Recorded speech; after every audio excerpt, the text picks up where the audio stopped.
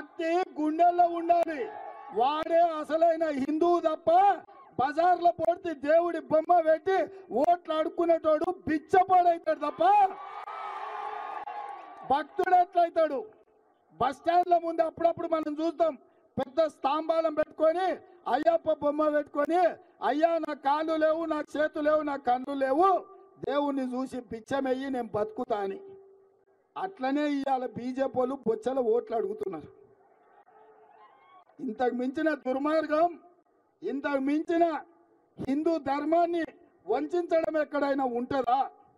అందుకే మిత్రులారా, ఇవాళ మన ధర్మాన్ని కాపాడుకోవాలి, మన రైతులను ఆదుకోవాలి, మన పసుపు బొడ్డు తెచ్చుకోవాలి, మన చక్కెర పరిశ్రమ తెరుచుకోవాలి అంటే పెద్దలు జీవనన్న గెలవాలి.